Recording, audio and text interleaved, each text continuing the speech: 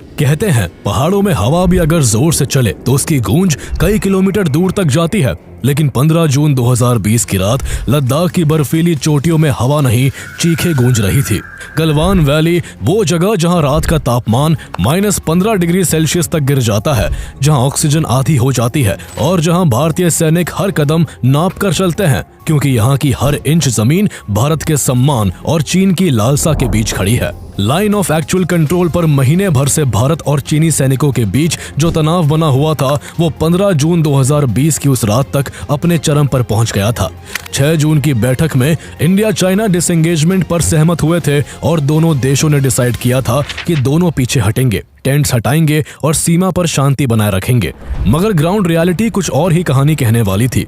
किसी को अंदाजा नहीं था कि कुछ ही घंटों में गलवान वैली में भारत चीन सीमा पर पिछले 45 साल का सबसे खतरनाक संघर्ष होने वाला है। 15 जून की शाम ढलते ढलते जब 16 बिहार रेजिमेंट के कमांडिंग ऑफिसर कर्नल बी संतोष बाबू अपने करीब 30 इंडियन सोल्जर्स के साथ पेट्रोल पॉइंट 14 पहुंचे तो उन्होंने देखा कि जहां चाइनीज पोस्ट हट जानी चाहिए थी वहां उल्टा नए बंकर्स और टेंट्स खड़े थे। कर्नल संतोष बाबू ने जब इसका विरोध किया तो पहले से हमले की फिराक में बैठे चीनी सैनिकों ने नुकीली लोहे की रॉड्स, पत्थर और कंटीले डंडों से भारतीय सैनिकों पर अचानक हमला कर दिया। वो संख्या में भी कई गुना ज्यादा थे और पूरी तैयारी के साथ आए थे।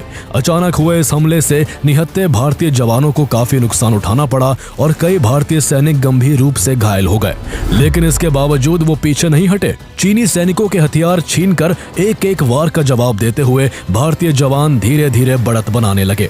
भारतीय सैनिकों के जज्बे का कोई मुकाबला नहीं था। चीनी सैनिकों को पहली बार एहसास हुआ कि उनकी दादागिरी उन पर ही भारी पड़ गई है। 6 घंटे तक 14,000 फीट की ऊंचाई पर रात के अंधेरे और माइनस टेम्परेचर में दो न्यूक्लियर पावर्स की सेनाएं हाथों हाथ लड़ रही थी, जहां बंदूकें भले ही शांत थी लेकिन युद्ध उतना ही घातक था।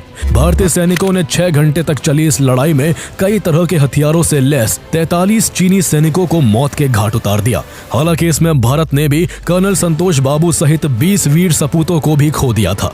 तो आइए जानते हैं गलवान वैली क्लैश की पूरी कहानी। आखिर इस क्लैश के शुरू होने की वजह क्या थी? चीन ने डिसएंगेजमेंट एग्रीमेंट क्यों तोड़ा?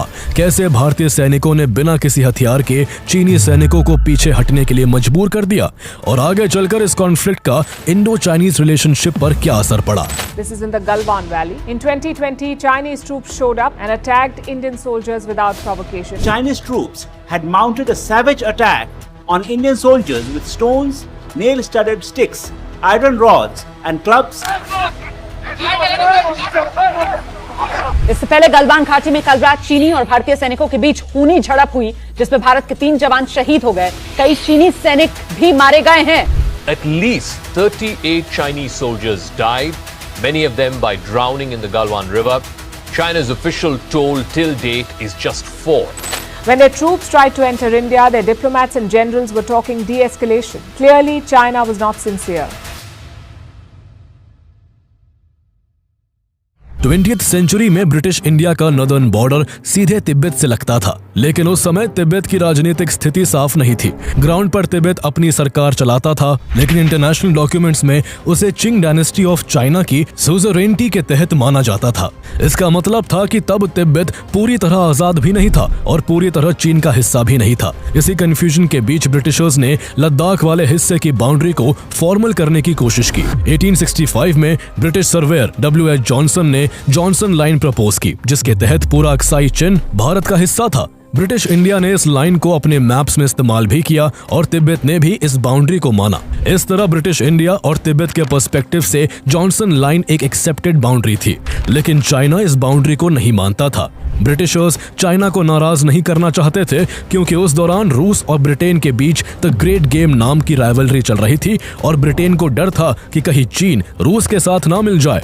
ऐसे में ब्रिटिशर्स ने 1899 में चीन के पास मैकार्टनी मैकडॉनल्ड लाइन का प्रपोजल भेजा, जिसमें ब्रिटिश इंडिया ने अक्साई चीन का बड़ा हिस्सा चाइना को देने का सुझाव दिया।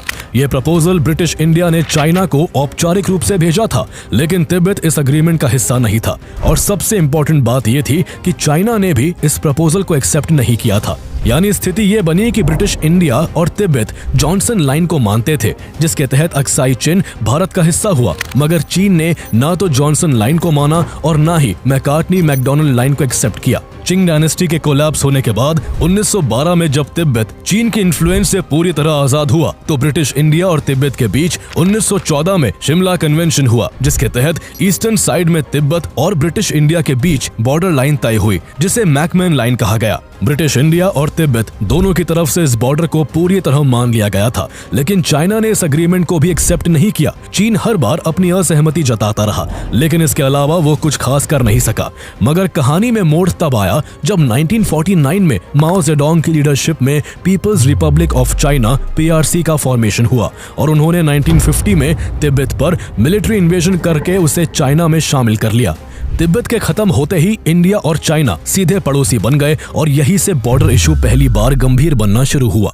चाइना ने कहा कि ब्रिटिश इंडिया और तिब्बत का बॉर्डर अग्रीमेंट इलीगल था, क्योंकि उनके हिसाब से तिब्बत कभी इंडिपेंडेंट स्टेट था ही नहीं, और इसलिए जॉनसन लाइन से लेकर मैकमैन लाइन तक को चाइना ने रिजेक्ट कर दिया। तिब्बत पर कब्जा करने के बाद चाइना ने धीरे धीरे इंडिया की टेरिटरी पर भी दावे शुरू कर दिए। चाइना ने अक्साई चीन को अपना हिस्सा बताना शुरू कर दिया, जबकि ये क्षेत्र हिस्टोरिकली लद्दाख का इंटीग्रल हिस्सा रहा है और इंडिया के मैप्स में हमेशा से शामिल है। लेकिन चाइना की नीयत नहीं सुधरी और उसने 1957 में अक्साई चीन के बीचों बीच G219 नाम का एक स्ट्रेटेजिक हाईवे बना दिया, जो जिनजियांग को तिब्बत से जोड़ता है। ये काम चाइना ने पूरी सीक्रेसी में किया। जब इंडिया को इसका पता चला तो टेंशन और बढ़ गई, लेकिन उस समय इंडिया का पॉलिटिकल मूड बिल्कुल अलग था।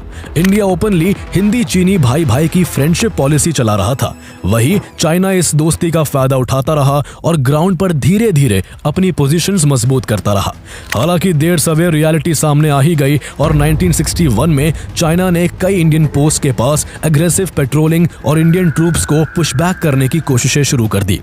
1962 में यही तनाव बढ़ते बढ़ते एक फुल फ्लेजेड वॉर में बदल गया। इंडिया डिप्लोमेटिक तरीके से विवाद सुलझाने की कोशिश कर रहा था, लेकिन चाइना ने अचानक मल्टीपल सेक्टर्स में हमला कर दिया और 1962 सीनो इंडियन वॉर शुरू हो गया। इस जंग में चीन की जीत हुई और उसने अक्साई चीन के करीब 38,000 स्क्वायर किलोमीटर हिस्से पर अपना कब्जा कर लिया। लेकिन चीन का अग्रेशन यही नहीं रुका।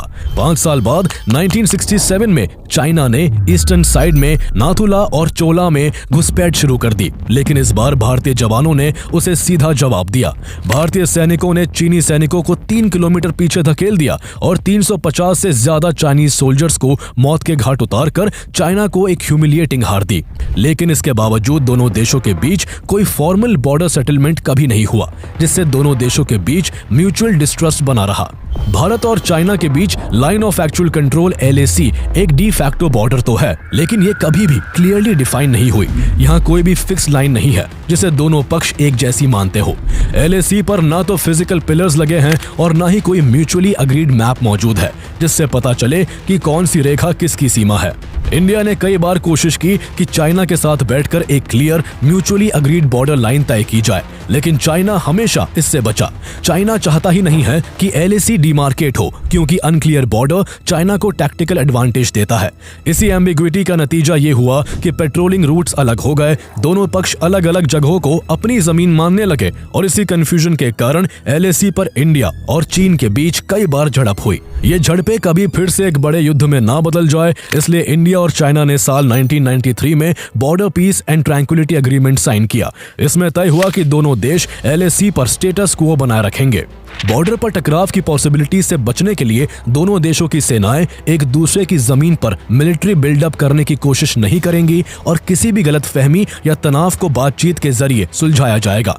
इसके 3 साल बाद 1996 में इंडिया और चाइना के बीच confidence building measures in the military field along the line of actual control नाम का एक और एग्रीमेंट हुआ। इसमें तय हुआ कि दोनों ही देश बॉर्डर के पास लिमिटेड सैनिक रखेंगे और बॉर्डर के बिल्कुल नजदीक खतरनाक वेपन्स जैसे टैंक और मिसाइल सिस्टम की तैनाती नहीं करेंगे। इसके अलावा इस एग्रीमेंट की सबसे इंपॉर्टेंट शर्त यह थी कि दोनों देशों की सेनाएं LAC के पास किसी भी कंडीशन में बंदूक, तोप या विस्फोटक हथियारों का इस्तेमाल नहीं करेंगी। इसके तहत फाइटर जेट, बॉम्बर या लड़ाकू हेलीकॉप्टर्स को बॉर्डर के ऊपर अननेसेसरी फ्लाई करने पर भी रोक लगा दी गई। इसके साथ ही रेगुलर फ्लैग मीटिंग की व्यवस्था की गई और कम्युनिकेशन चैनल स्टैब्लिश किया गया ताकि किसी भी विवाद को तुरंत बातचीत के जरिए सुलझाया जा सके। साल 2014 में नरेंद्र मोदी के प्राइम मिनिस्टर बनने के बाद इंडिया चाइना बाउंड्री इशू को लेकर बातचीत तेज हो गई। नरेंद्र मोदी और चाइनीज प्रेसिडेंट शी जिनपिंग के बीच साल 2020 तक 18 बार मुलाकात हुई, लेकिन इन बैठकों से दोनों देशों के बीच ट्रेड रिलेशन तो बेहतर हुए, मगर बॉर्डर डिस्प्यूट जस का तस बना रहा और उसमें कोई ठोस समाधान नहीं निकला। इसके उलट चाइना की ओर से LAC पर रह रहकर उकसावे वाली हरकतें बढ़ती ही गई। इसका एक बड़ा एग्जाम्पल साल 2017 में देखने को मिला, जब चाइना और इंडिया डोकलाम में एक बड़े स्टैंड ऑफ में उलझ गए जो 73 दिनों तक चला। इसके बाद भी हालात शांत नहीं हुए। साल 2019 में इंडिया ने चाइनीज आर्मी की ओर से 660 LAC वायोलेशंस और 108 एरियल वायोलेशंस ऑफिशियली रिपोर्ट किए गए। ये नंबर साफ दिखाते हैं कि चाइना जानबूझकर प्रेशर टैक्टिक्स इस्तेमाल कर रहा था और बॉर्डर पर सिचुएशन लगातार खराब होती जा रही थी। इंडिया ये बात समझ चुका था कि अगर उसे चाइना को इफेक्टिवली काउंटर करना है तो उसे LAC के पास अपना मजबूत इंफ्रास्ट्रक्चर डेवलप करना ही पड़ेगा। इसके बाद इंडिया ने कई स्ट्रेटेजिक प्रोजेक्ट शुरू किए, जिनमें से एक 255 किलोमीटर लंबा दरबुक-श्योक DBO रोड भी था, जो लेह को LAC से केवल 9 किलोमीटर दूर स्थित दौलत बेग ओल्डी DBO से जोड़ता है। वैसे तो इस रोड का काम असल में साल 2000 में ही शुरू हो चुका था और ये 2012 में ही बनकर तैयार हो जाना चाहिए था, लेकिन अलग अलग कारणों से इसमें लगातार डिले होता गया। ऐसे में इंडियन गवर्नमेंट ने साल 2019 में इसके कंस्ट्रक्शन को तेज किया और इसे 1 साल के भीतर तैयार करने का टारगेट रखा। DBO श्योक और काराकोरम पास के बीच स्थित है। ये इलाका 16,000 फीट से ज्यादा की ऊंचाई पर है और ये जगह भारत का एक इम्पोर्टेंट एडवांस लैंडिंग ग्राउंड भी है, जहां से Indian air force crucial supplies drop करती है। ऐसे में इस रोड के ऑपरेशनल होते ही इंडिया को अक्साई चिन, चिपचैप रिवर और जीवन नल्ला जैसे सेंसिटिव क्षेत्रों में चाइनीज एक्टिविटीज पर कड़ी नजर रखने का बड़ा स्ट्रेटेजिक एडवांटेज मिलने वाला था। साथ ही यहाँ इंडियन ट्रूप्स की डिप्लॉयमेंट भी पहले की तुलना में कई गुना तेज हो जाने वाली थी। दरबुक-श्योक DBO रोड की एक ब्रांच गलवान वैली की ओर भी जाती है और यही चाइना का असली विरोध शुरू हुआ। यूं तो इंडियन ट्रूप्स पहले भी गलवान वैली तक पेट्रोलिंग करती थी, लेकिन इस बार चाइना अच्छी तरह समझ चुका था कि इस बार इंडिया परमानेंट रोड एक्सेस बना रहा है, जिससे इस क्षेत्र में इंडियन प्रेजेंस फ्यूचर में और मजबूत हो जाएगी। ये बात चाइना की रणनीति के बिल्कुल खिलाफ थी और वो इसे किसी भी कीमत पर पूरा होने नहीं देना चाहता था। यही वजह थी कि चाइना ने LAC के पास अपने मिलिट्री बेसिस में artillery guns, infantry combat vehicles और हेवी मिलिट्री इक्विपमेंट की तैनाती अचानक बढ़ा दी। एक तरफ इंडिया था जो इस रोड को अपने बॉर्डर के भीतर इंफ्रास्ट्रक्चर डेवलपमेंट बताकर इसे अपना सोवरेन राइट कह रहा था, तो वही चाइना इसे अपनी टेरिटोरियल इंटीग्रिटी के लिए थ्रेट बता रहा था। ऐसे में जल्द ही ये डिसएग्रीमेंट्स दोनों देशों के बीच एक बड़ी क्लैश की वजह बनने वाले थे। कई दौर की बातचीत के बाद भी हालात नॉर्मल नहीं हो सके और चाइना अपनी पहले वाली पोजीशन पर वापस लौटने को तैयार नहीं हुआ। ऐसे में इंडिया ने ईस्टर्न लद्दाख में अपने स्टेटस क्वो को रिस्टोर करने के लिए ऑपरेशन स्नो लेपर्ड शुरू कर दिया, ताकि स्ट्रेटेजिक हाइट्स को कंट्रोल में रखा जा सके और इस पूरे सेक्टर में इंडिया की मिलिट्री पोजीशन मजबूत रहे। इसके बाद इंडियन आर्मी ने हाई ऑल्टीट्यूड माउंटेन वॉरफेयर के स्पेशलिस्ट को तैयार करना शुरू किया। 3 महीनों की तैयारी के बाद 16 बिहार रेजिमेंट, 3 पंजाब रेजिमेंट और कई आर्टिलरी यूनिट्स को ईस्टर्न लद्दाख के की पेट्रोलिंग पॉइंट्स की निगरानी में तैनात कर दिया गया। इन रेजिमेंट्स के सैनिकों को अलग अलग टीमों में बांटा गया और हर टीम को स्पेसिफिक टास्क जैसे हाइट वाले पॉइंट्स को सिक्योर करने, सस्टेनेबल सप्लाई लाइन मेंटेन रखने और ऑब्जर्वेशन पोस्ट स्टैब्लिश करने का काम सौंप दिया गया। इस तरह अर्ली 2020 तक इंडिया और चाइना दोनों ने LAC पर खासकर ईस्टर्न लद्दाख में अपनी पेट्रोलिंग बढ़ा दी। दरबुक-श्योक DBO रोड को लेकर गलवान वैली में तनाव तो था ही, उसके साथ पंगोंग सो लेक और हॉट स्प्रिंग्स के पेट्रोल रूट्स पर भी दोनों देशों की सेनाओं के बीच टकराव बढ़ गया। चाइनीज ट्रूप्स लगातार फिंगर एरियाज में घुसने की कोशिश कर रहे थे, जबकि ये इलाके लंबे समय से इंडियन पेट्रोल रूट का हिस्सा रहे हैं। नो फायर आर्म्स एग्रीमेंट की वजह से यहाँ फायरिंग तो नहीं हुई, लेकिन ग्राउंड पर ब्लॉकिंग, पुशिंग, एल्बोइंग और फिजिकल ऑब्स्ट्रक्शन रोज की बात बन गए थे। इसी बीच मई 2020 में चाइनीज ट्रूप्स की मोबिलाइजेशन अचानक और तेज हो गई, जिससे LAC पर टेंशन और बढ़ गई। लेकिन इंडिया और चाइना दोनों की गवर्नमेंट बाहरी तौर पर यही कहती रही कि बॉर्डर पर सब कुछ ठीक है। हालांकि 10 मई 2020 को द ट्रिब्यून और हिंदुस्तान टाइम्स जैसे कुछ न्यूज़पेपर्स ने रिपोर्ट छापी कि ईस्टर्न लद्दाख और नॉर्थ सिक्किम में इंडियन आर्मी और चाइनीज आर्मी के बीच हैंड टू हैंड क्लैश हुआ है, जिसमें दोनों तरफ के सैनिक घायल हुए। इंडियन मीडिया में यह भी दावा चल रहा था कि इस झड़प में 72 इंडियन सोल्जर्स इंजर्ड हुए। वहीं British newspaper the daily telegraph ने तो ये तक लिख दिया कि चाइना ने 60 स्क्वायर किलोमीटर्स की इंडियन पेट्रोल टेरिटरी को कैप्चर कर लिया है।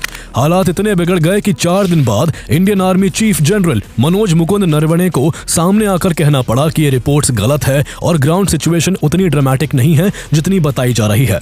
लेकिन ये बयान बस कुछ दिन ही चल पाता है। केवल एक हफ्ते बाद 21 मई को चाइनीज ट्रूप्स गलवान वैली में इंडियन टेरिटरी के अंदर तक घुस आए और दरबुक श्योक DBO रोड के विरोध में वहां 70-80 टेंट्स लगा दिए। विवाद यही नहीं थमा। 24 मई को चाइनीज सोल्जर्स ने इंडिया के हॉट स्प्रिंग्स, पेट्रोल पॉइंट 14 और पेट्रोल पॉइंट 15 में घुसपैठ की और LAC के 3 किलोमीटर अंदर आकर टेंट्स लगा दिए।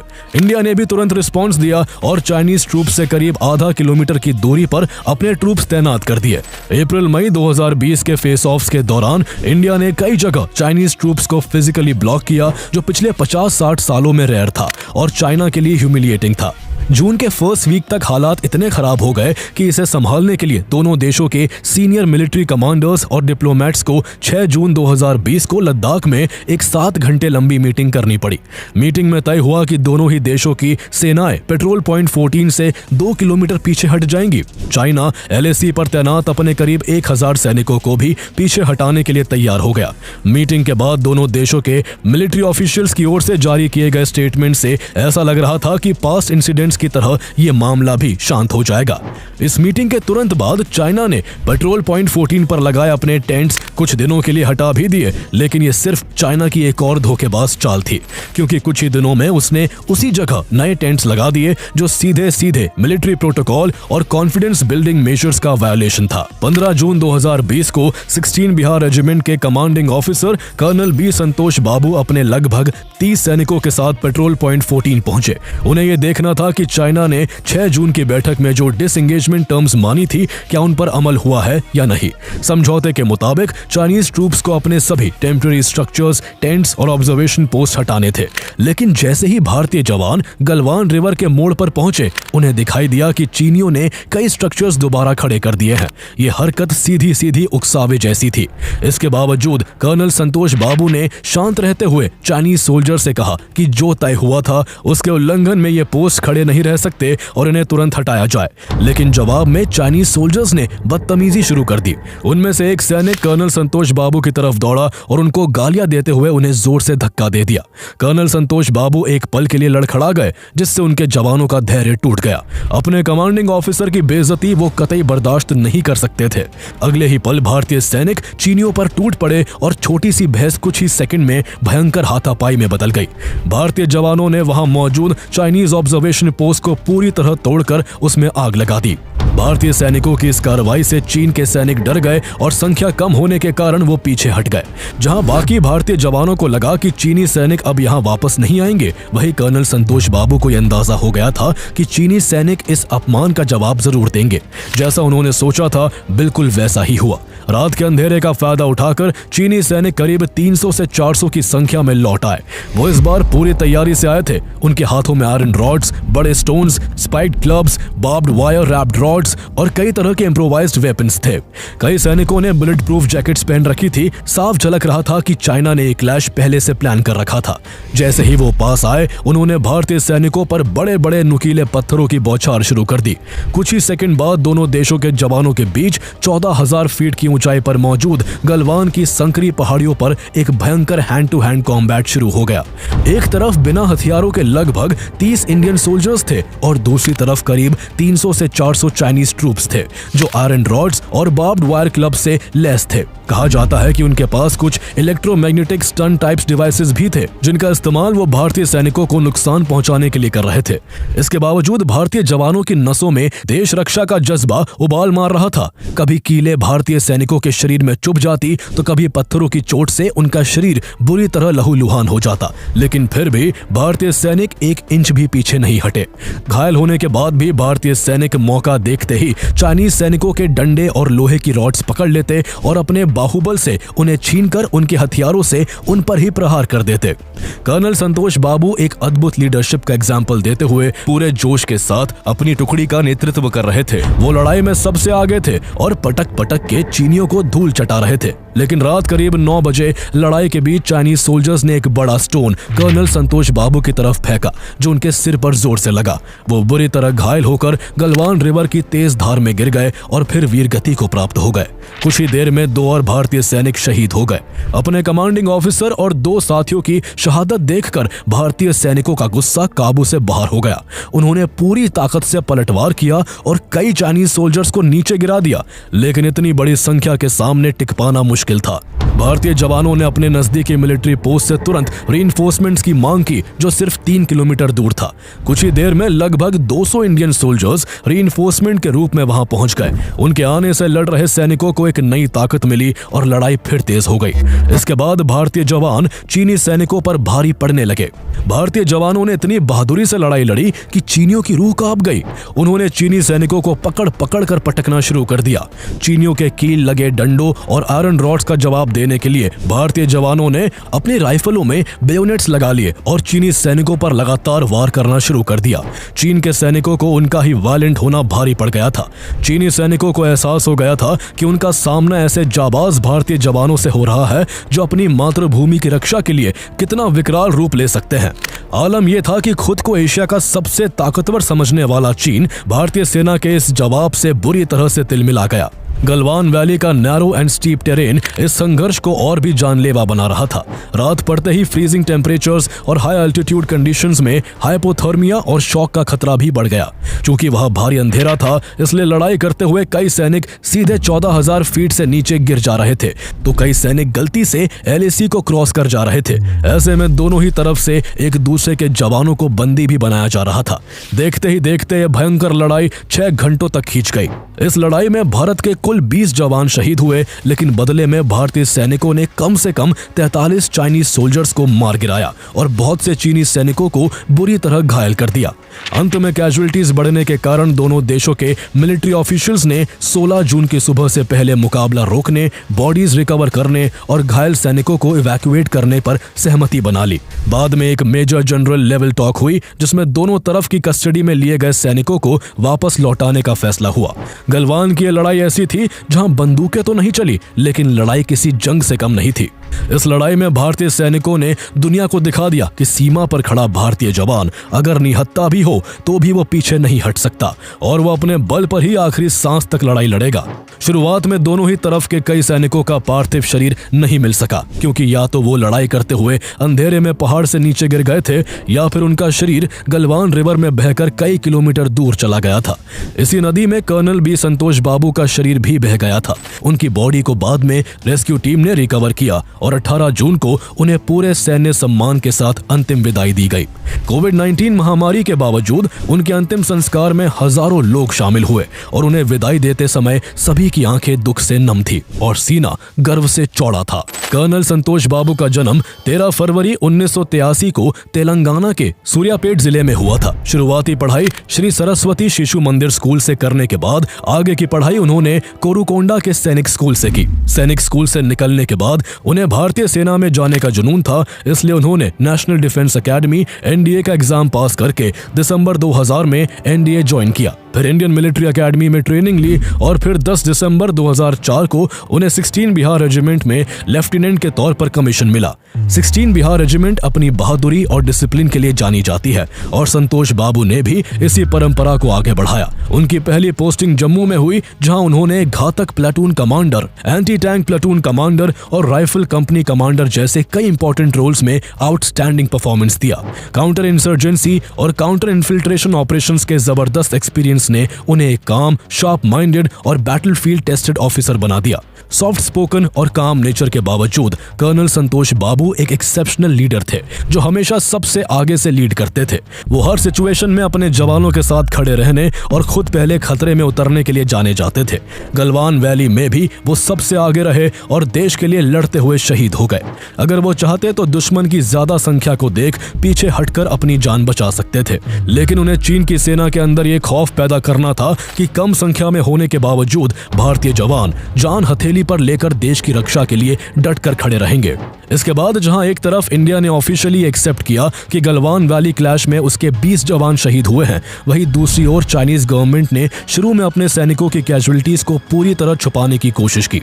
उसने दावा किया कि इस क्लैश में उसका एक भी सैनिक नहीं मारा गया, लेकिन कुछ दिनों बाद फॉरेन मीडिया की रिपोर्ट्स ने चाइना के इस झूठ को पूरी तरह उजागर कर दिया। ऑस्ट्रेलियन न्यूज़पेपर द क्लैक्सॉन की इन्वेस्टिगेटिव रिपोर्ट में 38 चाइनीज सोल्जर्स मारे जाने की बात कही गई, जबकि रूस की सरकारी न्यूज एजेंसी टैस ने अपनी रिपोर्ट में चाइना के 43 सैनिकों के मारे जाने का दावा किया। रूस की इस रिपोर्ट के बाद पहली बार चाइना ने गलवान की लड़ाई में अपने नुकसान को स्वीकार किया, लेकिन फिर भी उसने असली संख्या छुपाने की कोशिश करते हुए सिर्फ ये कहा कि उसके केवल 4 सैनिक मारे गए थे। इससे साफ था कि चाइना ने बाद में भी अपनी बात से भी पलटते हुए गलत आंकड़ा ही दिया और अपनी हार को छुपाने की कोशिश की। चीन ने एक और झूठ फैलाया कि टकराव LAC के चीन वाले हिस्से में हुआ था। इससे चीन दुनिया के आगे ये नैरेटिव बनाना चाहता था कि भारत ने उसके हिस्से में आकर लड़ाई शुरू की, लेकिन भारत ने चीन के इस झूठे दावे को पूरी तरह से खारिज कर दिया और कहा कि यह क्लैश LAC के भारतीय हिस्से में हुआ था। ग्लोबली इस क्लैश ने एक बड़ी चिंता पैदा कर दी क्योंकि दोनों ही देश न्यूक्लियर पावर्स है। इस क्लैश के 2 दिन बाद Indian air force chief RKS Bhadauria खुद लेह पहुंचे, हालात का ग्राउंड असेसमेंट किया और अगले ही दिन श्रीनगर एयरबेस पर भी उन्होंने प्रिपेयर्डनेस को रिव्यू किया। RKS भदौरिया ने साफ कहा कि इंडियन एयरफोर्स किसी भी स्थिति से निपटने के लिए पूरी तरह तैयार है। इसके बाद इंडियन एयरफोर्स ने तुरंत अपने फ्रंटलाइन फाइटर जेट्स जैसे सुखोई 30 MKI, मिराज 2000 और जैगुआर को फॉरवर्ड बेसिस पर डिप्लॉय कर दिया। वही अपाचे और चिनूक हेलीकॉप्टर्स को चाइना बॉर्डर के क्रिटिकल सेक्टर्स में तैनात किया गया। इस बीच प्राइम मिनिस्टर नरेंद्र मोदी का भी बयान सामने आया। उन्होंने स्पष्ट कहा कि हम अपने जवानों का बलिदान व्यर्थ नहीं जाने देंगे। उन्होंने अपनी आखिरी सांस तक लड़ाई लड़ी है और उन्होंने अपनी पीठ नहीं दिखाई। इंडिया के इस टफ स्टैंड को देखकर चाइना को डिप्लोमेसी की तरफ आना पड़ा। चाइना के फॉरेन मिनिस्टर वैंग यी को Indian foreign minister S Jaishankar को फोन करना पड़ा, लेकिन इसके बाद भी भारत का रुख नरम नहीं हुआ। इस बातचीत के बाद भी S जयशंकर ने साफ कहा कि गलवान में जो कुछ भी हुआ उसकी जिम्मेदारी चाइना की है और ये कदम उसने सोची समझी स्ट्रेटेजी के साथ उठाया था। बॉर्डर पर बढ़ते तनाव के बीच डिफेंस मिनिस्टर राजनाथ सिंह ने भी एक इंपॉर्टेंट ऑर्डर जारी किया कि फॉरवर्ड पोस्ट पर तैनात इंडियन फील्ड कमांडर्स हालात के हिसाब से अपने सोल्जर्स को वेपन्स इस्तेमाल करने की परमिशन दे सकते हैं। ये पहली बार था जब इंडिया ने पब्लिकली रूल्स ऑफ एंगेजमेंट में ऐसा बदलाव किया। ये साफ संकेत था कि हालात किसी बड़े कॉन्फ्लिक्ट में भी बदल सकते थे। भारत ने न केवल मिलिट्री लेवल पर अटैकिंग स्टेप लिए बल्कि चाइना को इकोनॉमिक फ्रंट पर भी कड़ा झटका दिया। इंडिया ने 220 चाइनीज ऐप्स पर बैन लगा दिया। गवर्नमेंट ऑफ इंडिया ने कहा कि ये ऐप्स इंडिया के बाहर सर्वर्स पर डेटा स्टोर करते हैं जो नेशनल सिक्योरिटी के लिए बड़ा खतरा है। इन बैंड ऐप्स की लिस्ट में Chinese tech giants Alibaba groups के ऐप्स के साथ साथ टेंसेंट, बायडू, सीना, टिकटॉक, वीचैट, PUBG और बाइट डांस के ऐप्स शामिल थे। इसके अलावा इंडिया ने चाइनीज सिटीजन्स के लिए टूरिस्ट वीजा, बिजनेस वीजा और स्टूडेंट वीजा भी सस्पेंड कर दिए। 3 जुलाई को प्राइम मिनिस्टर नरेंद्र मोदी खुद लद्दाख पहुंचे, सैनिकों से मुलाकात की, उनका हौसला बढ़ाया और ये संदेश दिया कि इंडिया पीछे हटने वाला नहीं है। इस तरह गलवान क्लैश के 2 महीने बाद भी चाइना और इंडिया के बीच सीमा पर भारी तनाव बना हुआ था और डिसएंगेजमेंट की प्रक्रिया बेहद धीमी थी। ऐसे समय में रशिया ने मामले में इंटरवीन किया और दोनों देशों के बीच मीडिएशन की भूमिका निभाई।